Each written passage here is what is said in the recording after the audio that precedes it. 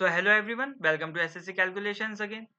तो जैसा कि आपने थंबनेल में देख ही लिया होगा, ये सीरीज किस से रिलेटेड होने वाली है। ये उन क्वेश्चन से रिलेटेड होने वाली है जो सिर्फ 10% स्टूडेंट ही कर पाते हैं। ठीक है, ये 10% ही कर पा रहे हैं जो बच्चे, वो क्वेश्चन हमें करना क्यों जरूरी है? क्योंकि देखो, सारे टाइप के क्वेश्चन तो सब कर ही लेते हैं बच्चे, लेकिन हमें और बच्चों से कौन से क्वेश्चन आगे निकालेंगे? वो यही क्वेश्चन आगे निकालेंगे जो सब नहीं कर पाते। ठीक है, तो इन क्वेश्चन को हम सीखेंगे और कॉम्पिटिशन में आगे निकलेंगे। ठीक है, तो इस क्वेश्चन में क्या कह रहे हैं? देखो, इस क्वेश्चन में कह रहा है कि अ साइक्लिक क्वाड्रिलेटर एबीसीडी। ठीक है, ABCD is a cyclic quadrilateral. तो साइक्लिक क्वाड्रिलेटर बनाने के लिए पहले एक सर्कल बनाते हैं। तो इसमें आपको पहले पता होना चाहिए साइक्लिक क्वाड्रिलेटर क्या होता है। वो होता है एक सर्कल के अंदर क्वाड्रिलेटर। ठीक है, अब आप 10%, अब ये वाले क्वेश्चन कर रहे हैं जो 10% ही बच्चे कर पा रहे हैं, इस लेवल तक कर ही रहे हैं, तो इतना तो आपको पता ही होगा। ये साइक्लिक क्वाड्रिलेटर बना दिया, इसका नाम रख दिया ए बी सी डी। इतना हो गया।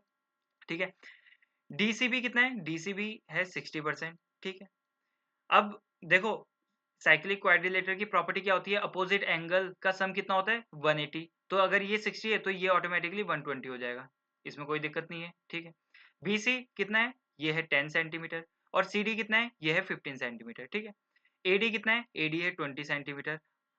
DB is the diagonal of a quadrilateral. देखो, ये जो डीबी है, ये डायगोनल है क्वाड्रिलेटर का, इतना हम समझ गए। ठीक है, if the area of triangle DCB, DCB इस ट्राइंगल का एरिया 75% ऑफ डीएबी है, डीएबी है। ठीक है, देखो हम ऐसे लिख सकते हैं, एरिया ऑफ ट्राइंगल डीसीबी और एरिया ऑफ ट्राइंगल डीएबी कितना है? इसका ये 75% ऑफ इसका, तो ये अगर 100 होगा तो ये 75 होगा। 100 का 75 ऐसे लिख सकते हैं हम, बिल्कुल लिख सकते हैं। इसको थोड़ा और सॉल्व करेंगे तो 25 3 जा 75 होता है, 25 4 जा 100 होता है। तो मतलब ये ट्रायंगल किस रेशियो में है? देखो, डीसीबी अगर 3 है और डीएबी 4 है, तो इस रेशियो में है। ठीक है, अब हमें निकालना क्या है? हमें निकालनी है लेंथ ऑफ एबी, एबी निकालनी है। ठीक है, तो देखो, एरिया ऑफ ट्रायंगल निकालने का एक और फॉर्मूला क्या होता है? देखो, अगर इस वाले ट्रायंगल को देखें डीसीबी को, तो इसका कैसे लिख सकते हैं? देखो, हाफ इंटू जो इंटरसेक्टिंग लाइन है ना, जिसमें एंगल बन रहा है, उन दोनों का मल्टीप्लिकेशन करेंगे। देखो, DC multiply by BC, BC और मल्टीप्लाई करेंगे साइन एंगल, साइन थीटा होता है जो इंटरसेक्टिंग लाइन के बीच में एंगल बना होता है। तो ये इस एरिया, इस ट्राइंगल का एरिया होगा। ऐसे लिख सकते हैं, ऐसे लिख सकते हैं। ठीक है, ऐसे ही हम दूसरे को भी लिख देंगे, इसका भी लिख देंगे हाफ इंटू इसकी इंटरसेक्टिंग लाइन कौन सी है जिसमें एंगल बन रहा है? ये एडी इंटू ए बी। ठीक है, एडी इंटू ए बी, फिर मल्टीप्लाई करेंगे साइन 120, 120 डिग्री। ठीक है, देखो साइन 120 डिग्री है, इसको हम और कैसे लिख सकते हैं? साइन 90 प्लस 30 लिख सकते हैं, बिल्कुल लिख सकते हैं। साइन 90 प्लस 30 कितना होता है? कॉस 30 होता है, इतना आपको पता होगा। तो साइन 120 को हम cos 30 भी लिख सकते हैं, तो cos 30 लिख देते हैं इसकी जगह। ठीक है, इसकी जगह लिख देते हैं cos 30 डिग्री। ये किस रेशियो में इनके एरिया?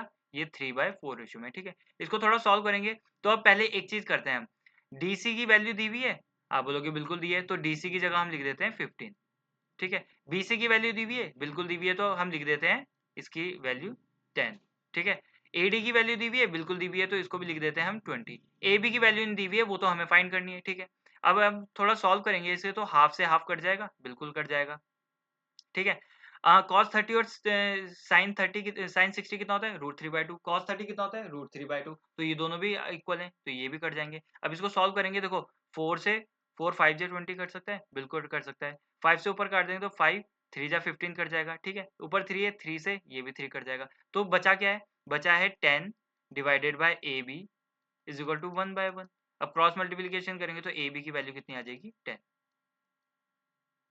ठीक है, तो ये 10% बच्चे कर पा रहे थे, लेकिन ईज़ी है, ज़्यादा हार्ड नहीं है। बस आपको एक ट्रायंगल का अलग टाइप का फ़ॉर्मूला निकालना आना चाहिए। ये आपने क्या पता पढ़ा हुआ भी हो, लेकिन पुट करना ना आ रहा हो, या आपको ये क्वेश्चन आता भी हो। ठीक है, जैसा भी है आप देख लीजिएगा। ठीक है, तो आज का क्वेश्चन ये रहा। अब मिलते हैं आपसे नेक्स्ट क्वेश्चन पे, तब तक के लिए बाय, टेक केयर।